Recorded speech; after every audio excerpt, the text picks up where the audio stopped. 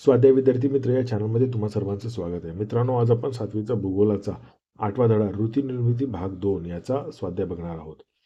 तर बघा, पहिला प्रश्न काय? अचूक पर्याय निवडून उत्तरे लिहा आणि विधाने पूर्ण करा.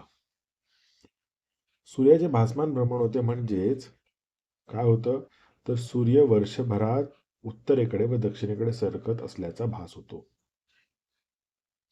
पृथ्वीचा आज कल्ला नसता तर पृथ्वीवर वेगवेगळ्या अक्षवृत्त यांच्या भागात वर्षभर हवामान तेच राहिले असते.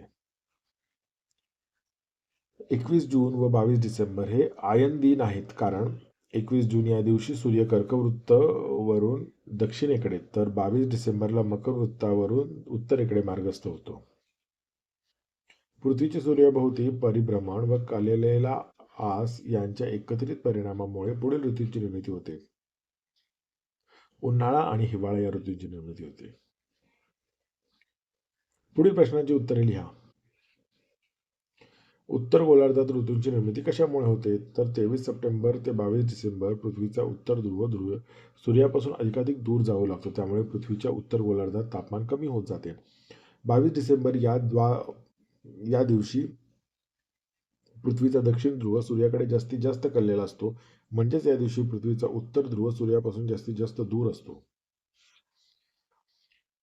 डिसेंबर हा दिवस उत्तर गोलार्धातील सर्वात लहान दिनमानाचा व सर्वात मोठ्या रात्रमानाचा दिवस असतो. 22 डिसेंबर ते 21 मार्च कालावधीत उत्तर गोलार्धात दिनमानाचा कालावधी 12 तासांपेक्षा कमी कालावधीचा व रात्रमानाचा कालावधी 12 तासांपेक्षा जास्त कालावधीचा असतो. अशा प्रकारे उत्तर गोलार्धात ऋतूंची निर्मिती होते. संपात स्थितीत पृथ्वीवरील दिनमान कसे असते? तर 21 मार्च व 23 सप्टेंबर रोजी पृथ्वीचे उत्तर व दक्षिण हे दोन्ही ध्रुव सूर्यापासून समान अंतरावर असतात. पृथ्वीच्या या स्थितीला पृथ्वीची संपात स्थिती म्हणतात. संपात दिनी पृथ्वीवरती सर्वत्र दिनमान व रात्रमान सारखेच 12-12 तासांचे असते. या स्थितीत तयार होणारे प्रकाशवृत्त रेखावृत्त स्थिरावते. विषुववृत्तीय भागात ऋतूंचा प्रभाव का जाणवत नाही? तर विषुववृत्तीय भागात वर्षातील बहुतांश दिवशी सूर्यकिरणे लंबरूप पडतात व दिनमान व रात्रमान जवळजवळ सारखेच असते, म्हणजे 12-12 तासांचे असते. विषुववृत्तीय प्रदेशात वर्षभरातील विविध काळात सूर्यापासून मिळणाऱ्या उष्णतेचा विशेष फरक पडत असल्यामुळे हवामानाच्या स्थितीत फारसा फरक होत नाही. त्यामुळे विषुववृत्तीय भागात ऋतूंचा प्रभाव जाणवत नाही.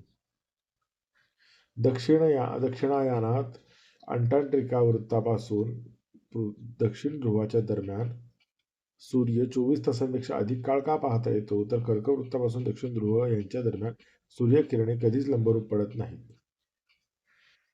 23 सप्टेंबर ते 21 मार्च या कालावधीत पृथ्वीच्या दक्षिण गोलार्धात अंटार्क्टिक वृत्त ते दक्षिण ध्रुव यांच्या दरम्यानचा प्रदेश 24 तास किंवा त्याहून अधिक काळ सातत्याने सूर्यासमोर येतो. त्यामुळे दक्षिणायनात अंटार्क्टिका वृत्तापासून दक्षिण ध्रुवाच्या दरम्यान सूर्य 24 तासांपेक्षा अधिक काळ पाहता येतो. पेंग्विन ही प्रजाती उत्तर ध्रुवावर नसण्याचे कारण काय असेल? उत्तर: दक्षिण या ध्रुवावरचे वातावरण पेंग्विन या प्रजातीला जगण्यासाठी पोषक आहे. वर्षभर बर्फाच्छादित असलेल्या दक्षिण ध्रुवावरील वार्षिक तापमान सुमारे 60 अंश सेल्सिअस असते. किनारी भागात हे तापमान गोठणबिंदूच्या वर असते. पेंग्विनसाठी हे वातावरण पोषक असते. उत्तर ध्रुवावरील वातावरण हे थंड असले तरीही पेंग्विनला जगण्यासाठी पोषक असे नाही, म्हणून पेंग्विन ही प्रजाती उत्तर ध्रुवावर आढळत नाही. खालील विधानातील चुका दुरुस्त करून विधाने पुन्हा लिहा. पृथ्वीच्या परिभ्रमण काळानुसार गती कमी अधिक होत असते. बरोबर. आपण उत्तर गोलार्धातून पाहिले असता आपणास सूर्याचे भासमान भ्रमण झालेले दिसते. चूक. योग्य विधान आहे.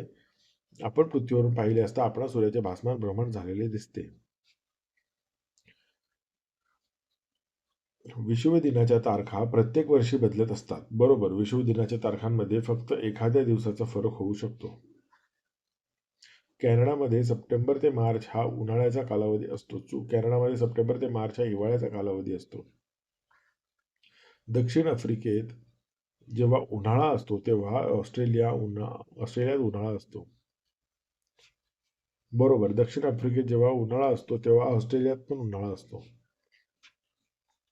वसंत संपात व शरद संपात स्थितीत दिनमान लहान असते. चूक. वसंत संपात व शरद संपात स्थितीत दिनमान समान असते. खालील आकृतीतील चुका सांगा. मित्रांनो, ही आकृती नीट बघून घ्या तुम्ही. आपल्या पुस्तकात पण दिलेली ही आकृती.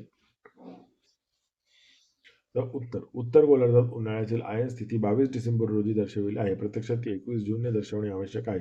उत्तर गोलार्धात हिवाळ्यातील आयन स्थिती 21 जूनने दर्शवली आहे. प्रत्यक्षात ती 22 डिसेंबरने दर्शवणे आवश्यक आहे. दक्षिण गोलार्धात उन्हाळ्यातील आयन स्थिती चुकीची दर्शवली आहे. प्रत्यक्षात ती दक्षिण गोलार्धातील हिवाळ्यातील आयन स्थिती आहे. दक्षिण गोलार्धात हिवाळ्यातील आयन स्थिती चुकीची दर्शवली आहे. प्रत्यक्षात ती दक्षिण गोलार्धात उन्हाळ्यातील आयन स्थिती आहे. आता दक्षिण गोलार्धातील ऋतुचक्र दर्शवणारी आकृती काढा. ही आकृती तुम्हाला काढायची आहे मित्रांनो. ICTचा वापर करा. आंतरजालावरील संकेतस्थळांचा किंवा दिनदर्शिकेचा वापर करून 22 मार्च ते 23 सप्टेंबर या कालावधीत प्रत्येक महिन्यात निश्चित तारखांना दिनमानाच्या नोंदी घ्या. त्यावरून रात्रमान काढा. उपलब्ध माहितीवरून जोड स्तंभालेख तयार करा. संगणकावर पृथ्वीची उपसूर्य स्थिती व अपसूर्य स्थिती दर्शवणारी आकृती काढा. आंतरजालाचा वापर करून कोणत्याही 4 स्थलांतरित पक्ष्यांची प्राण्यांची सचित्र माहिती मिळवा. मित्रांनो, व्हिडिओ आवडला असेल तर नक्की या व्हिडिओला लाईक करा आणि असेच व्हिडिओ पाहिजे असतील तर आपल्या चॅनलला सबस्क्राईब करून बेल आयकॉन प्रेस करा आणि पुढचा व्हिडिओ कोणता हवा आहे ना ते मला कमेंट बॉक्समध्ये कळवा. धन्यवाद.